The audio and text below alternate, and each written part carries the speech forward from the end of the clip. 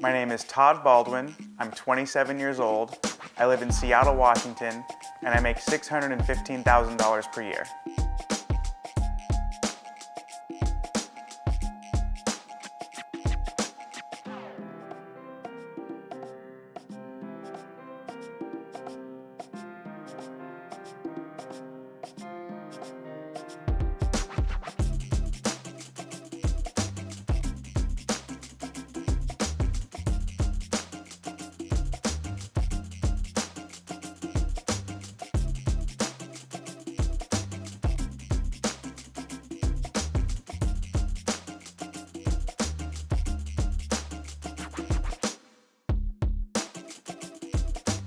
Money by itself really won't make you happy. All it is a tool. It's to get you what you need, it's security, and it can provide you a great life, but it doesn't buy you happiness like people think it does.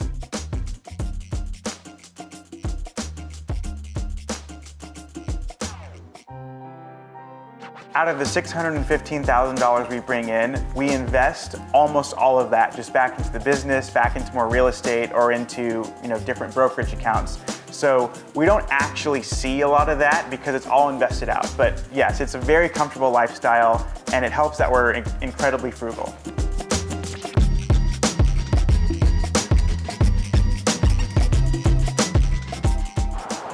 Cheers. All for free.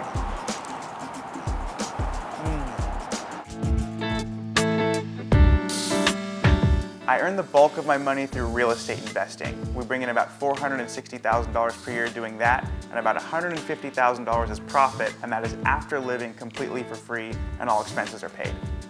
We bought our first house at age 23. We are now 27, and we have $4.4 million worth of real estate. So some people think that the hardest thing about real estate will be either insurance or taxes. Luckily, I work in insurance, and my wife is a CPA working in tax. So my wife and I live completely for free by house hacking and having roommates. So we live in a brand new duplex, and we have the other half of that duplex on Airbnb, and we live in the main half. We also converted one of the garages into a studio apartment. We have that on Airbnb as well. And in our main unit, the half that we live in, we have roommates. So we rent out one bedroom for $1,200 and another bedroom for $850. After living in our duplex completely for free by renting out the other half, the downstairs garage, and the bedrooms on our side, we live completely for free, plus we make $1,850 in profit. I was raised by a single mom, and I watched her struggle working 4 jobs to try to feed 3 kids. And she was worried all the time about money, and I saw it and I could feel it, and it wasn't a good feeling. And from a very early age, about 12 years old, I told myself that that's not something that I wanted in my later years, it's not something that I wanted for my family, and I had to make a change and do something different. I got my first job literally shoveling manure for $3 an hour, and I came home one day and I think I counted up $6 worth of quarters, and at the time, it was more money than I personally had ever seen. And ever since that moment, I was like, all right, I've got to make millions of dollars, I've got to be successful, I got to get my money right, and I've been on that track ever since. I started making money online when I was 15, and then I started investing at age 19, but I really just, through reading books, listening to podcasts, watching YouTube videos, I really just kind of had to figure it out and learn as I go. When I first got into the commercial insurance business, I had a salary of $50,000 and I was making 9% commission on sales. After my first month with that firm, I actually broke a record for the most amount of appointments set via cold call. After about 9 months with that firm and doing really well there, my base salary went up by about $4,100 per month, and my commissions went from 9% to 40%. When I was 12 years old, I had the goal that I wanted to become a millionaire by the age of 30.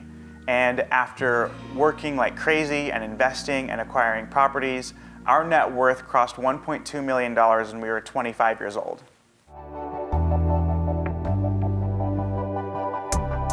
Some of the things I refuse to spend money on will probably be eating out and movie theaters, but only because I know how to get paid for that. I'm so frugal that I can't fathom spending money on that stuff. So in my mind, it makes sense to get it for free and get paid to do it.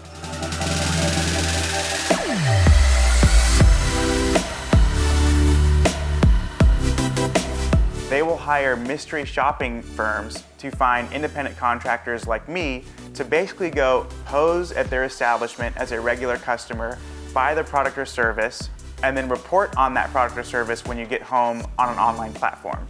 And when you do that, you get reimbursed for whatever you bought, plus typically some profit on the top. We have a punch card, so our free coffee is adding up to an additional free coffee.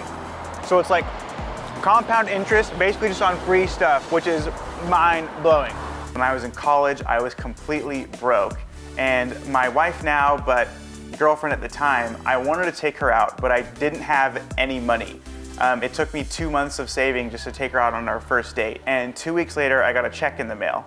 And ever since then, we've been going to different restaurants and, hotels, resorts, casinos, getting paid for all of that, and getting reimbursed for what we spent. Life to date, we've made just over $30,000 by secret shopping. The best part is, it's stuff we would otherwise do.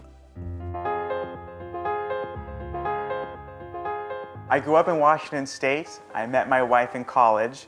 Although our net worth is 7 figures, we don't do a lot of the typical things that most people envision millionaires doing. We share one car, which is a 2009 Ford Focus.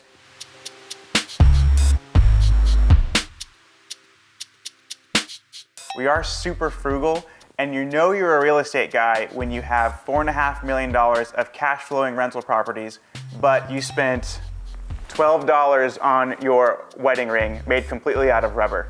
I am not a showy or flashy guy, but I do want the Tesla Roadster. I don't want it, to go floss on Instagram or for anything like that. I want it because it's the fastest car in the world. I got a lot of places to be and 0 time to waste. Personally, I would be okay flying first class and doing stuff like that. My wife won't let us, or she doesn't let us fly first class, even though we could very easily. So we're very frugal. We're not cheap, but we would just rather spend money on things that also make us money. We don't really like spending money on expenses. We could probably actually retire now if we wanted to, but our goals are so much loftier than that. I want my 6,000 apartments by the age of 60. So I don't know if I'm ever the type of person to truly retire in the traditional sense. If anything, I want to spend a little bit more money on my wife to surprise her or do something special for her. But she is so frugal that it usually doesn't go over well. So I ended up taking it back or ended up doing something else entirely. So this is gonna freak a lot of you out, and Dave Ramsey, if you're watching, don't have a heart attack. I have 13 credit cards, and I actually collect credit cards. Now, I don't carry balances on any of them. I use a strategy called credit card churning, which is basically opening up a new credit card, taking advantage of that new account bonus, paying it off completely, and then rinse and repeat with the next card. When we were converting our garage apartment into the Airbnb, I knew that there was gonna be some expenses with that. So I opened up a new credit card where if you spend $1,000 in the first 3 months, you get $200 cash back. Now, I'm not telling anyone to go out of their way to spend $1,000 to make $200, otherwise that's an $800 loss. We would have spent that $1,000 anyway, so we might as well take advantage of the $200 that we can get in cash back.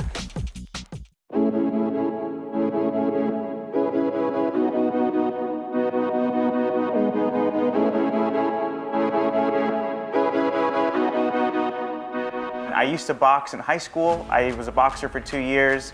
Now my wife won't allow me to compete, but I still do training when I can. My MMA gym is $100 per month, and although that's a little bit more, it's still well worth it for the training that I'm getting.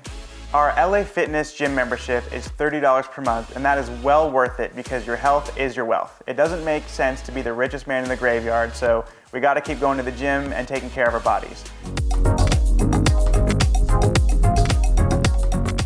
In the next couple of years, my wife and I do want to start a family of our own, and being in that position of just knowing that we can pay for their college wherever they go, and we can go on the family vacations, and the biggest thing is being able to be there and be a present father, I think is huge. It's a huge blessing that we've been able to accomplish everything that we have so far.